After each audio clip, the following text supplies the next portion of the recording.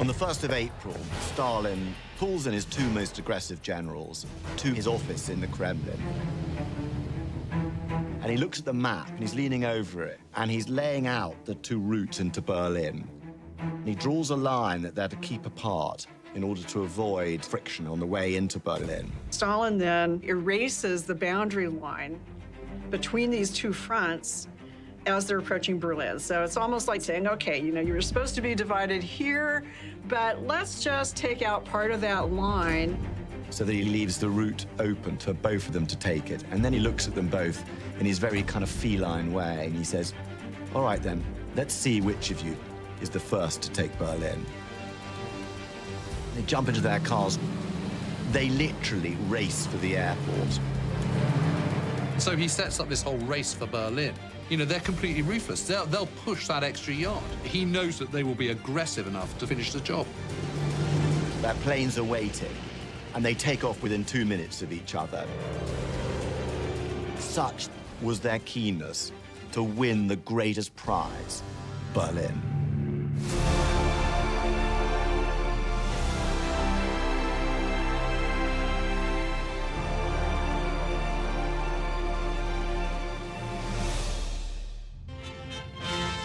Berlin, the air of prosperity, the well-dressed crowd. Berlin, a living, breathing monument to 700 years of European culture and history. But in 1933, it would unite around a new kind of social movement. Specially built Olympic Stadium in Berlin is filled to capacity as Hitler arrives to preside at the opening ceremony of the 11th modern Olympiad. Becoming the beating heart of Adolf Hitler's imperial and genocidal regime.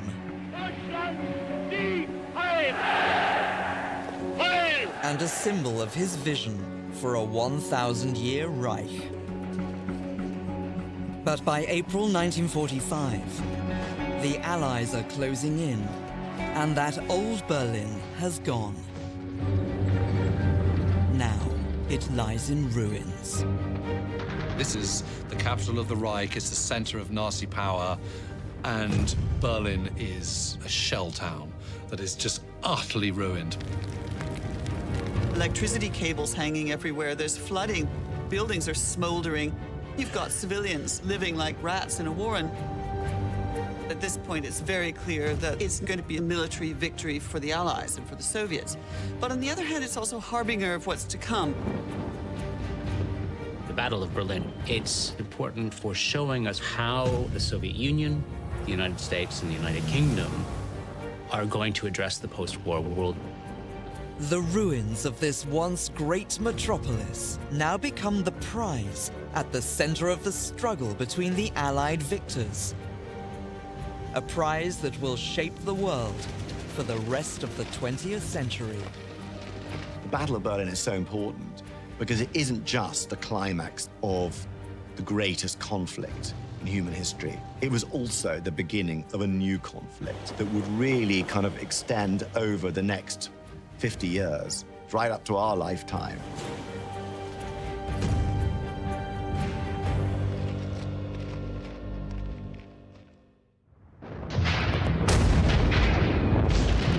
Five years after Hitler started the bloodiest conflict in history, the war is coming home to Germany.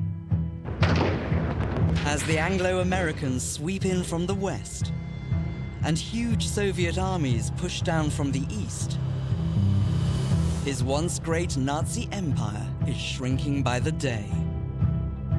By 1945, Nazi Germany as a fighting power is really on its last legs. They've been horrifically defeated.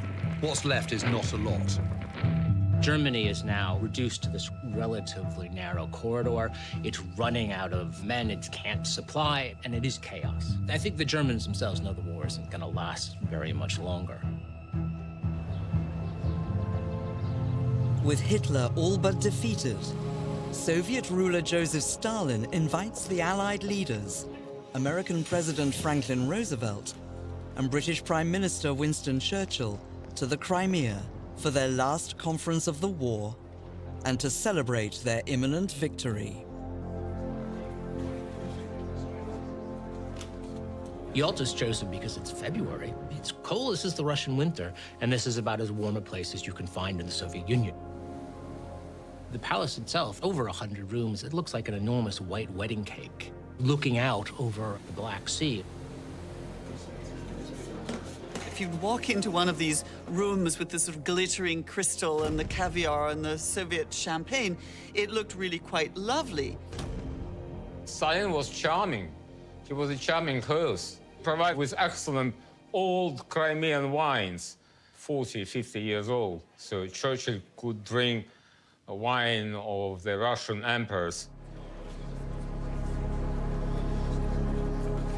But the atmosphere soon gives way to tension when the Western Allies reveal to Stalin that their troops have hit a wall in the West. Having made such a leap from Normandy all across Belgium, France, Holland, and right up to the German border, for most of those winter months, they don't really move a huge amount. February 1945 was the month with the second largest casualties of the war for Churchill and Roosevelt. So, yes, the war was won, but still thousands of American and British soldiers were dying. With little appetite on the Western side for sacrificing hundreds of thousands more men, if the war is going to end quickly, the heavy lifting on the ground will be down to a weary Joseph Stalin and his long-suffering armies. Stalin took this information skeptically. He believed that they wanted to lure the Red Army to being more bloodied by the Germans in order to save the British and the Americans from losing more men in the West.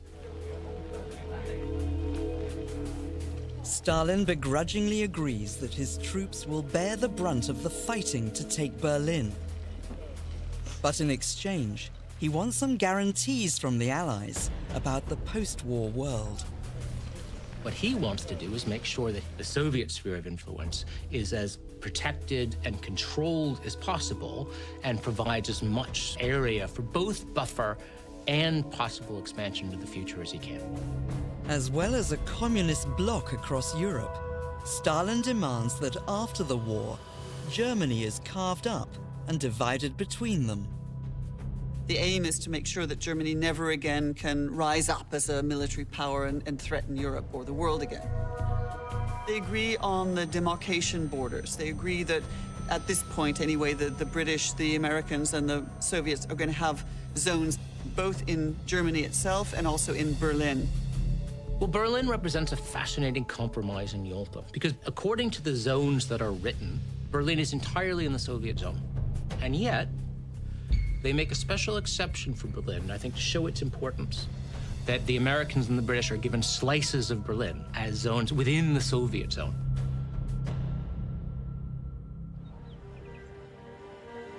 With the post-war map decided, Joseph Stalin starts planning for the last great assault of the war. It's a chance for him to finally secure his legacy as a great leader. Stalin had always wanted to be a military commander. He'd started as a cobbler's son in Georgia. He'd studied for the priesthood. He'd converted to Marxism and become a fanatical Marxist. And from that day on, in his teens, he believed that it was the only way that humanity would achieve justice for the working man was Marxism, was communism, equality for all. Since being at the forefront of the revolution which transformed Russia from a Tsarist empire into a communist state, Stalin's ambitions have only grown. Stalin saw himself first and foremost as a historical character, as a Russian leader, a successor to Peter the Great and Alexander I, who took Paris, who defeated Napoleon. But for the Russian Supremo, capturing Berlin is more than simply a military conquest. It's about avenging Hitler's murderous 4-year war on the Soviet people. Adolf Hitler invades the Soviet Union for totalitarian conquest. He wants to either wipe out the people who are there or turn them into really sort of slaves to serve the German master race. So the war that he unleashes on the Soviet Union is genocidal.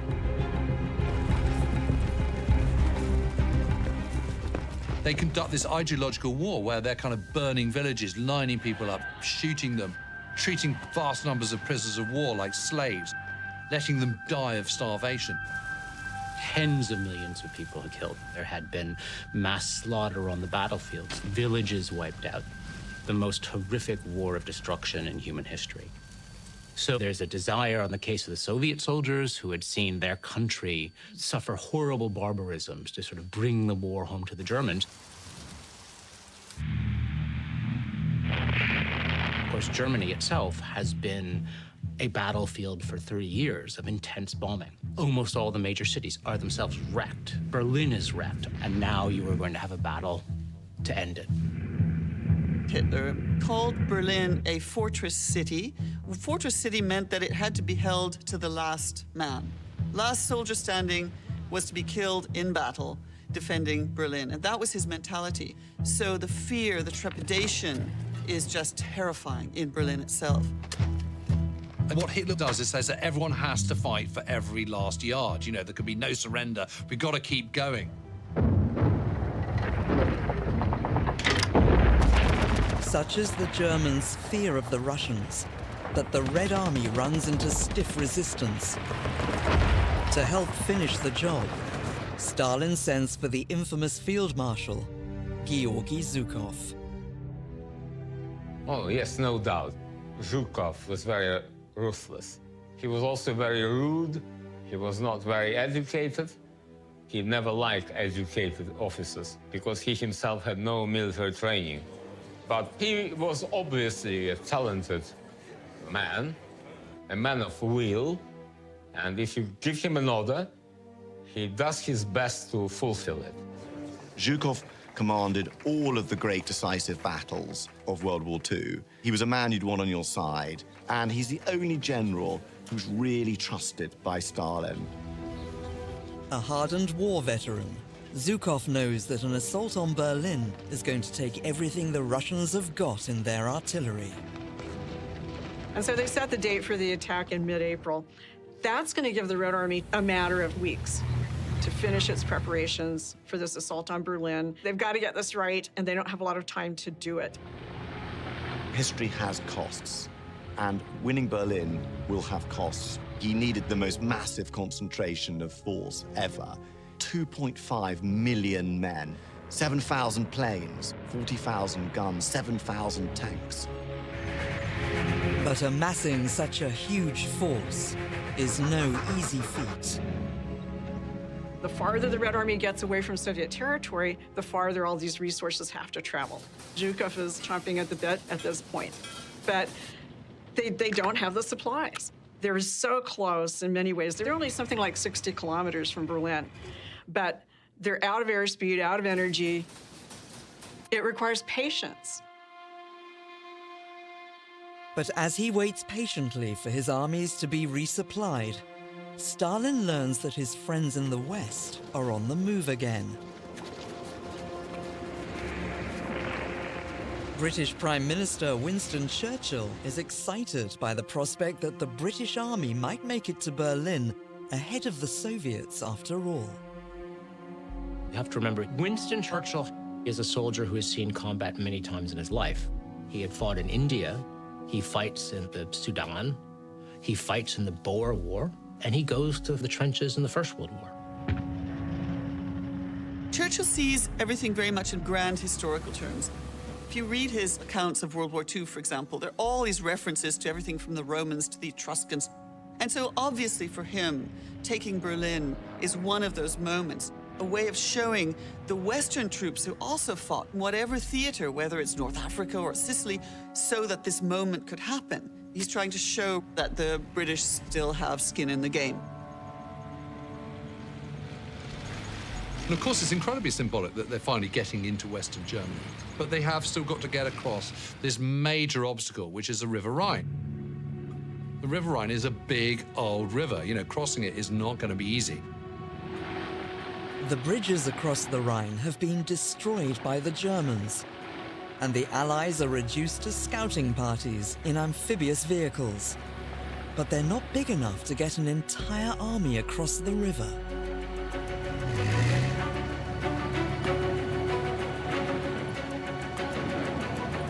The Germans had blown the bridges, and we knew the crossing would be amphib. For 2 days before that crossing, I couldn't eat nothing but a couple of Milky Way bars. It was going to be D-Day all over again. Dangerous. But when the Americans capture the last intact bridge at Remagen near Bonn, the German defenders are thrown into disarray. Suddenly, the Anglo-Americans are moving fast again on their way to Berlin. Word of the Allies' historic Rhine crossing gets back to Stalin. With his own armies going nowhere, he now adopts a new tactic. So he sends a message to the Allies, and he says, as far as we're concerned, Berlin has lost any strategic value. It says, yes, we're not really interested in Berlin. It's not really a prime target for us anymore. And so, you know, I'll have nothing to do with it. We're not going for Berlin. Stalin is saying to go for it. Stalin stamps the telegram the 1st of April, an appropriate date for his real intentions. Having worked hard to convince the Allies he didn't want to take Berlin, the man who had outwitted his rivals to succeed Lenin is still up to his old tricks. He calls Zhukov back to the Kremlin to give him the news. But to his deputy's surprise, Stalin also asks a second general, Ivan Konev, to the meeting. Stalin is a mastermind manipulator.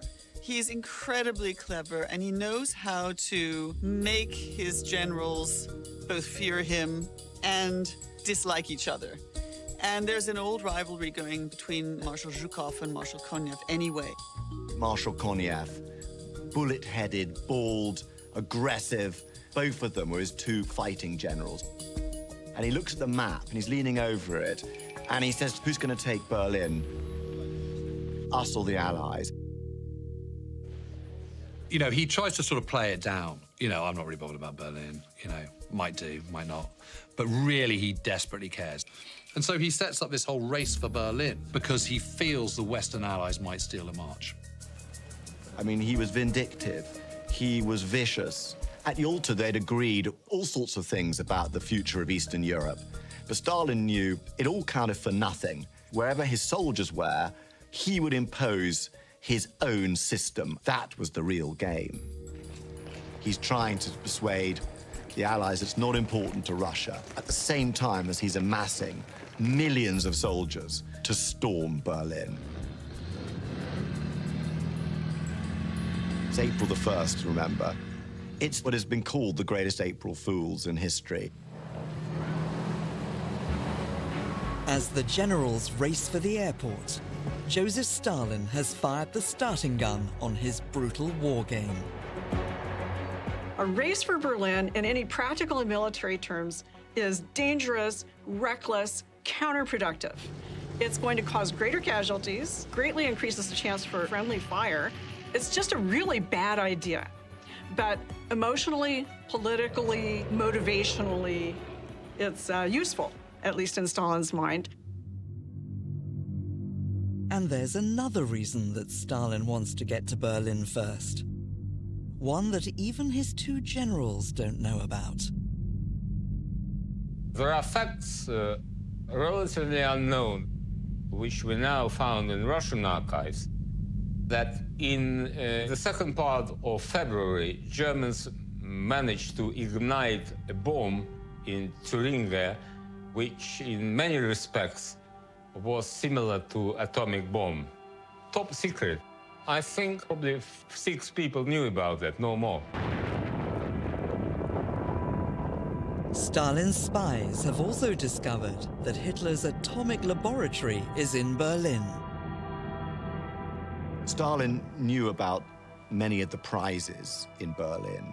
One big prize was the Kaiser Wilhelm Institute, in which the Germans were experimenting with nuclear weapons, and Stalin knew about this from his intelligence sources. Stalin is very determined to try and get the uranium that's supposedly there, and also all of the scientific data and material that he wants to get to try and help his nuclear effort. But Stalin has a problem. The secret lab for nuclear testing is in an area that, according to the lines drawn at the Yalta Conference, doesn't fall into Soviet territory. The institute was in the American zone. So the taking of the Kaiser Wilhelm Institute requires speed because he wants to get to it before the Western Allies. With Stalin's race underway, one man on the Western side has suspicions that they are being played. Churchill begins to understand what Stalin is up to, and he starts to realize that Stalin is perhaps less of an ally than he'd hoped. One of the things that's really impressive about Churchill is his geopolitical understanding.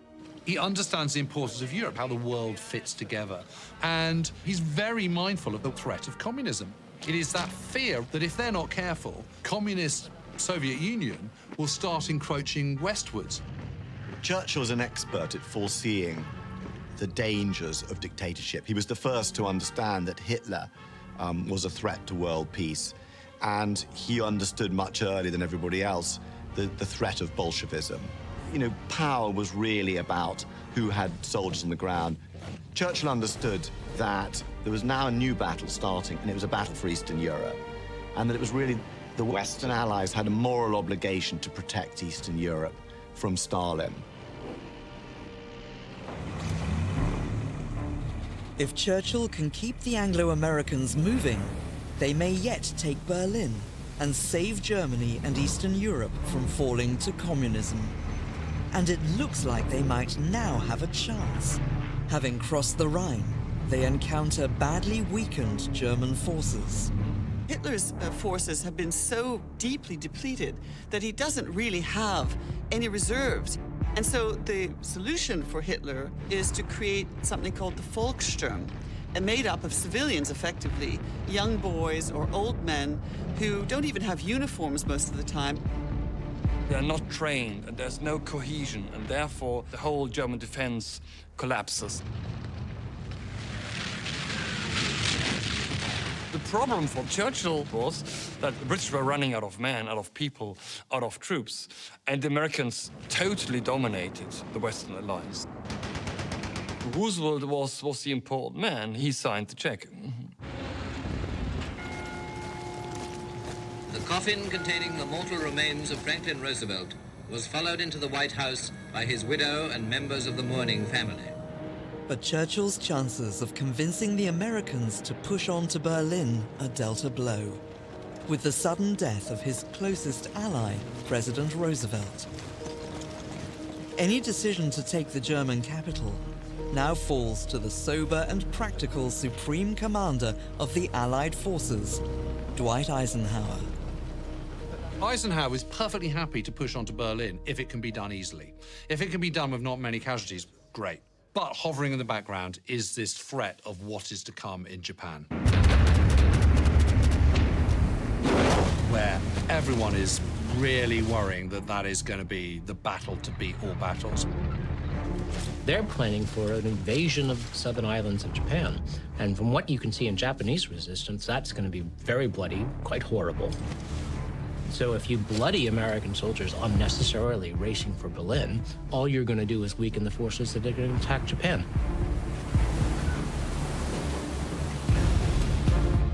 Eisenhower has gotten where he has gotten because he is actually a safe pair of hands. And he thinks, I could go for Berlin if I have to, and Churchill's giving me these nods and winks. But if I'm going to make that order, I have to know exactly what I'm doing. As Eisenhower considers his options, news of Churchill's maneuverings reaches the Kremlin. The Russian Supremo decides to double down on his plan, fearing the Allies may yet beat him to the punch. With his racing armies closing in on Berlin, Stalin tells his generals in no uncertain terms that they have just 2 weeks to get to the Reichstag, the historic parliament building in the center of the city. Make sure that there's no chance the Allies are going to beat us there. I want that photo and the flag flying over the Reichstag now. So now the race is on.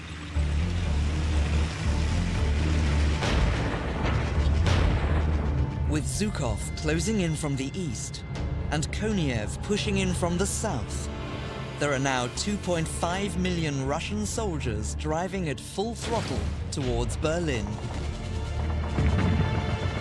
So you're not talking a tiny little army. This is massive. You're going in toward one of the world's great capital cities. This is a huge city in its own right. It's not only got the military bristling and waiting for the Soviets to come through, but it's also got a trapped and terrified civilian population waiting for this onslaught. And they're sitting really terrified about what's to come. As news of the dreaded Russian approach spreads across the city, some Berliners try to escape while they still have time. Question arose, shall we go out of Berlin because the next thing which is coming are the Russians, and so that will be maybe murder, I don't know. I needed a good sleep, and I went into our flat. We were on the first floor. Beneath us was a garage roof, and I couldn't go to sleep because I had always a feeling some Russian might come across that garage roof and climb into my window. Most of the people just wanted to survive. I mean, the families, the mothers, just wanted to survive in this total catastrophe. They tried to build defenses and fortifications, wanted to defend their capital. Trenches are dug in the park, anti-tank ditches dug, mines are laid.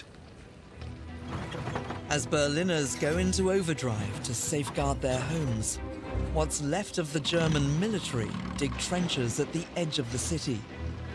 First in their line of defense is an area called the Zilo Heights, known to the Germans as the Gates of Berlin. Now, Zilo Heights are huge cliffs, and the top is this kind of table platform, which gives the Germans perfect view down over the valley, effectively. They're dug in, and they've also pulled out as much equipment as they possibly can. Heading directly for this mile of impossibly steep and heavily defended terrain is Marshal Zhukov's army. If he's to make Stalin's deadline, he knows he'll have to attack with everything he has. Zhukov is not a man to take half measures. If he's going to start an offensive, he's going to start an offensive, and he's going to do it right. So he decides to put in the greatest gun barrage that's ever been seen on the planet.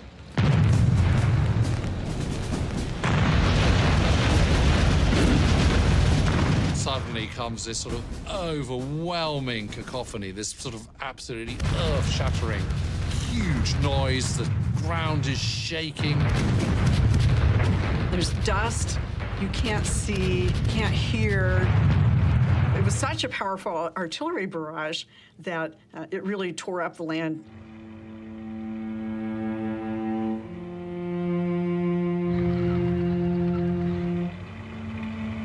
The result of all of this is that Zhukov gets bogged down on the first day, and he blows his plan to hell. When the news that the attack on the Zilo Heights hasn't gone to plan gets back to Moscow, Zhukov takes a phone call.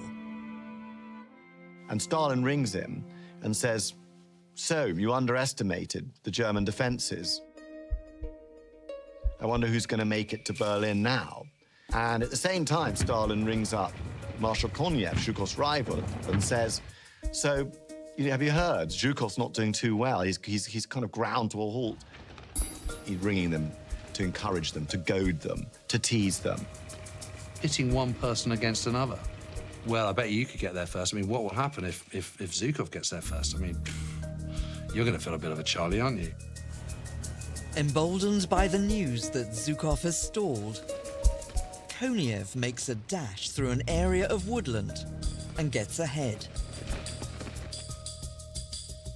This is where Stalin then says, all right, Zhukov, what the hell's going on? Are you going to make it to Berlin or not? Why aren't you moving? Unfortunately for Zhukov's forces, his only way to beat Konyev now to Berlin is to batter through German forces with brute force.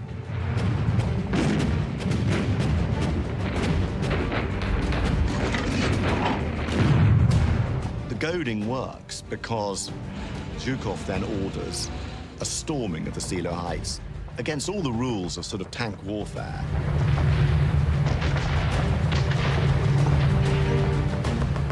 And he loses 30,000 men. 30,000 losses. But he gets through.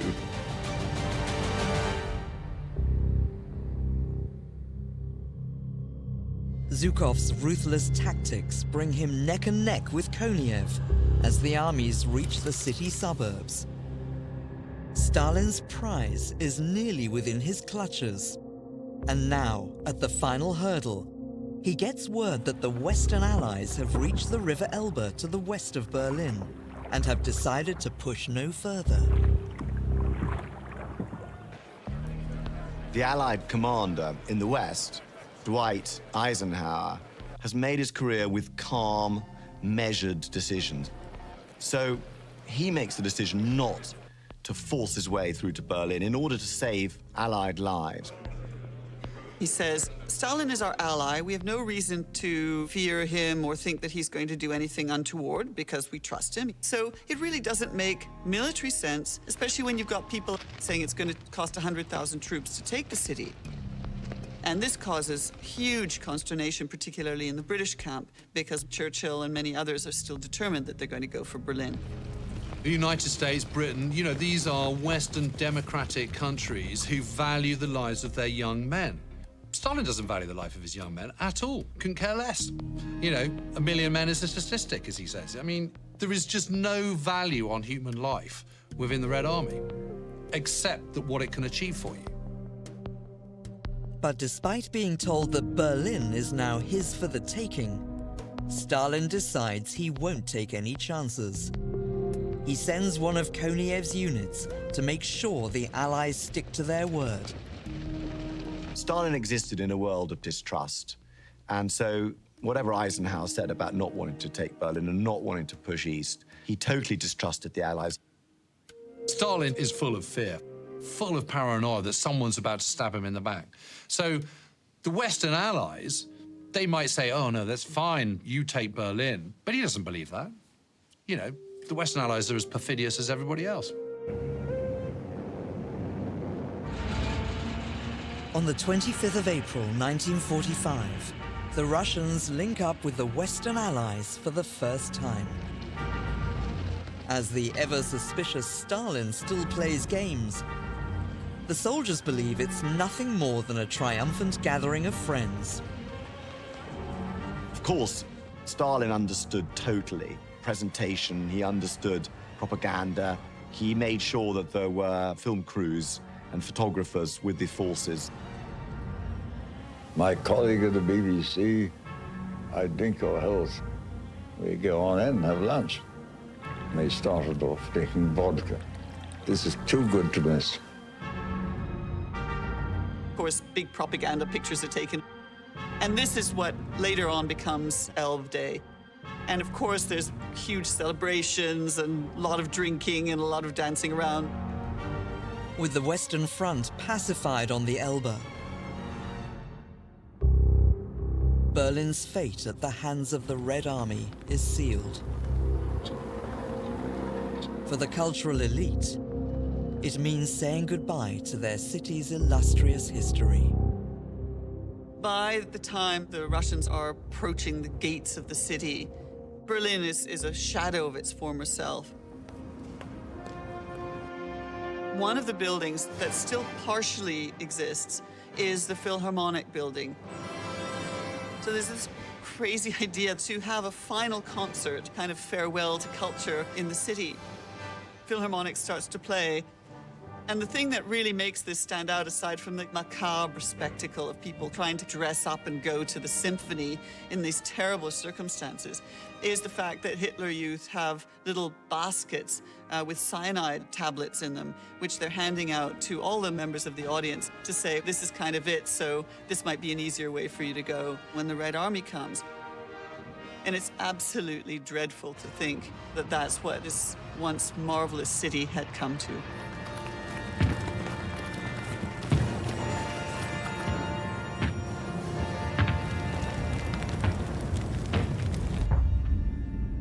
Hitler is underground in his bunker, trying to command the last days, but knowing that the end is nigh and that things are falling apart now. Above him, he can hear the blasts of the Russian guns, and he knows that the Russians are very close.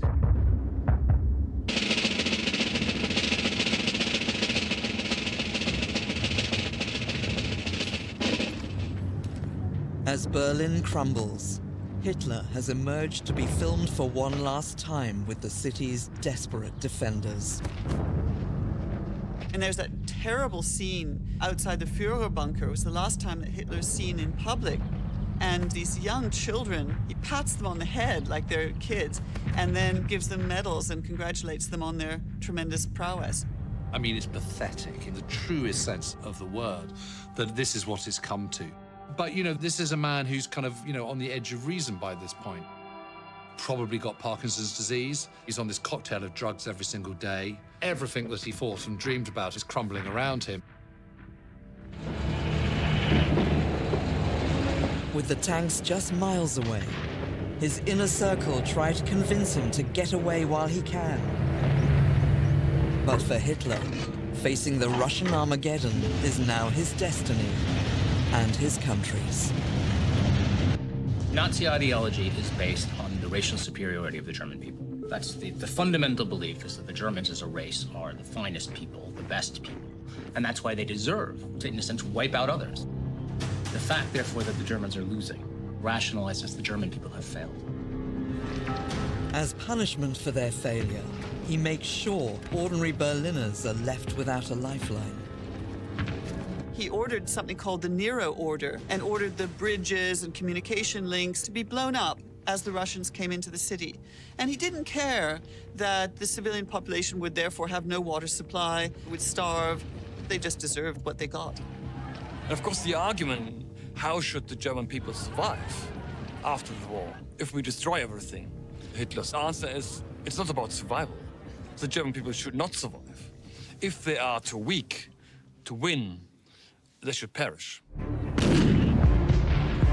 With the defenders of Berlin on their knees, the way is now open for Zhukov's and Koniev's armies to push into the urban heart of the city.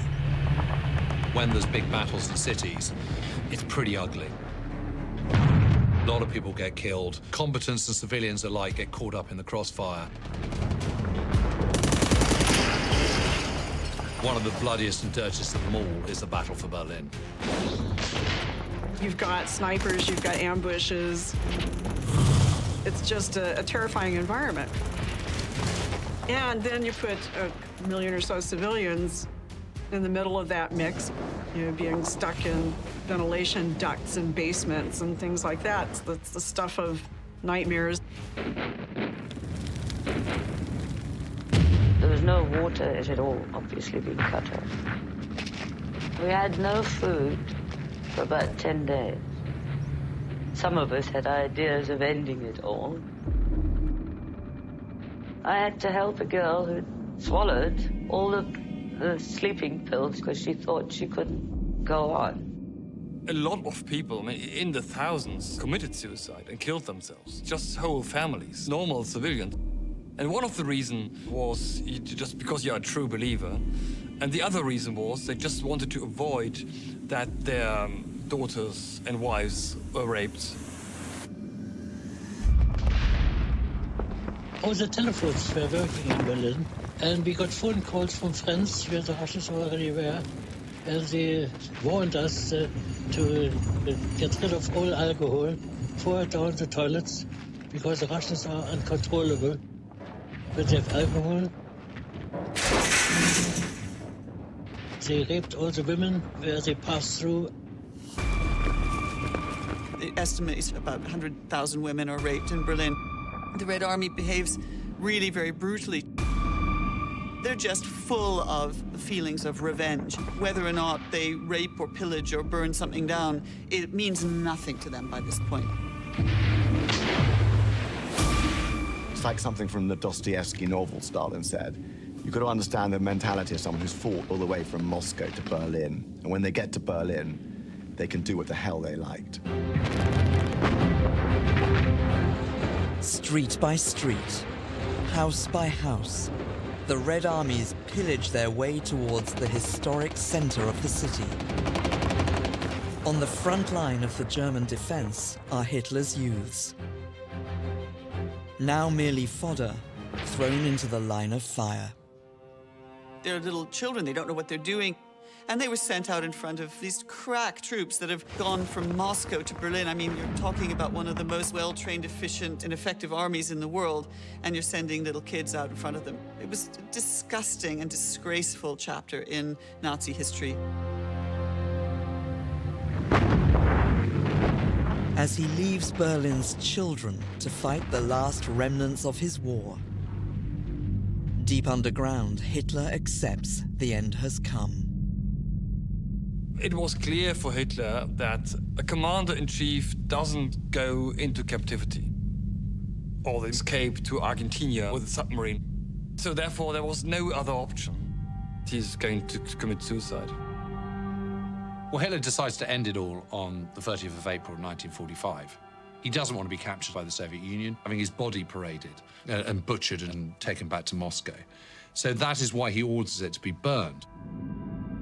As Hitler's charred corpse lies half destroyed, just half a mile away, the Russian armies have the heart of his Reich in their grip. After weeks of racing, the two generals are both finally closing in on the Imperial Parliament building, with just seconds between them.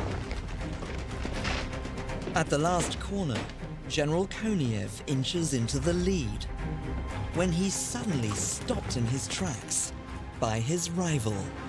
Marshal Zhukov himself, who's nearby, finds one of Koniev's commanders and he shouts, "This is my area." And Koniev has to stop his forces and let Zhukov storm the Reichstag. Zhukov is carrying orders from Stalin that he is to take the Reichstag. After months of brutal fighting, sacrificing tens of thousands of his men's lives, Koniev realizes that he was never going to get the trophy and had simply been a pawn to up the stakes.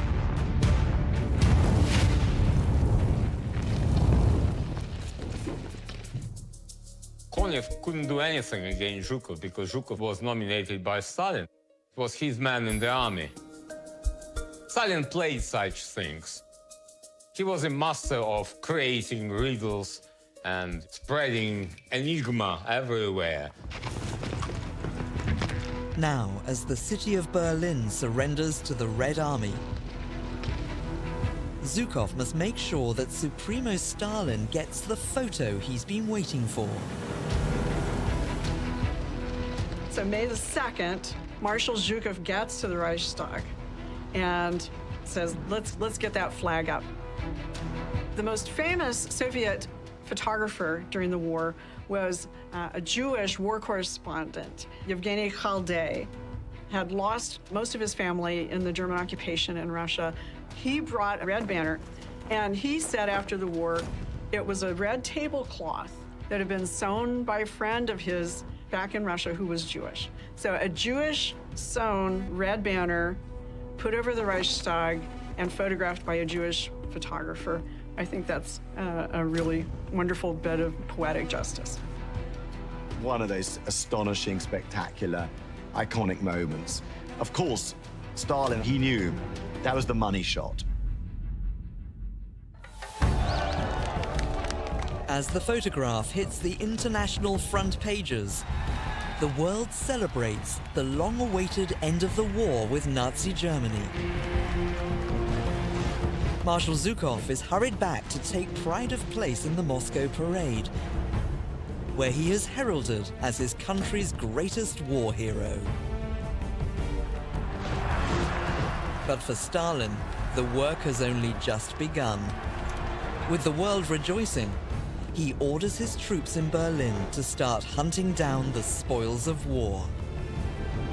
He starts a huge project of taking reparations before the Western Allies get there. So dismantling factories, libraries, artworks. He's sending his special squads to try and round up scientists to take them back to the Soviet Union. And of course, it targets the Kaiser Wilhelm Institute because of the nuclear materials that are there. But when his spies arrive at the lab, apart from a batch of uranium and some research papers, they discover Hitler's atomic project hasn't advanced beyond early tests. But Stalin still believes he's onto something. He knew that this weapon would at some point be the weapon of the future. And it was only after the Battle of Berlin that he realized that the Americans were really far ahead with nuclear weapons. A B-29 was over Hiroshima at 8:15 in the morning of August 6th. The first atomic bomb struck an enemy target. When 3 months later, America drops 2 atomic bombs to end the war in Japan, the 60,000-foot clouds, seen for hundreds of miles away, give Stalin a chilling vision of the future. It was visible from the windows of Kremlin. Stalin understood that it was done more against the Soviet Union than against the Japanese. Embittered at having come away from Berlin empty-handed and America's nuclear success, Stalin's paranoia goes into overdrive. First to feel his wrath are some of those closest to him. He believes in bloodletting as a system, and now he reimposes Soviet power with killing, with purges, with terror, with arrests, anything it takes to promote his own power. One of the things he does is to diminish the generals immediately. One of those to fall from favor is the hero of Berlin. Nobody would forget the image of Zhukov riding his white horse across Red Square. Zhukov received a lot of attention. Stalin didn't like for other people to receive that kind of attention. That's why he diminished his role after the war. He sent Zhukov to Odessa, a relatively small military council. That's it. That's how career Marshal Zhukov's ended. As Berlin's conqueror is pushed into obscurity, the ruined city is now entering a new era. As the Allies move into their zones, Berlin becomes a physical symbol of the ideological struggle between them. So now the world is dividing down the middle between the Western Allies, led by the Americans, who become the first superpower, and the Soviet Union, which becomes very quickly a nuclear power and the second superpower. Germany split down the middle, you get East Germany, you get West Germany, and in Berlin, you see the beginnings of the structures that later on become the Berlin Wall. Berlin falls in behind the Iron Curtain. That whole swathe of Eastern Germany and Eastern Europe becomes effectively communist as a result of what happens in Berlin in April and May 1945. There's no question about it that Churchill feels guilty about what has happened, because Churchill, if he had his way, would have been perfidious, would have kind of, stuck the knife in and got to Berlin first. The end of the war was bittersweet for Winston Churchill. He'd seen how the American power had vastly outstripped a bankrupt and diminished British Empire. Now he also saw how Stalin had really secured Berlin and Eastern Europe, and he realized that was a moral failure of the West. All the big players knew this, but people like Churchill understood, people like Stalin totally understood that there was now a new conflict beginning, and it was the Cold War.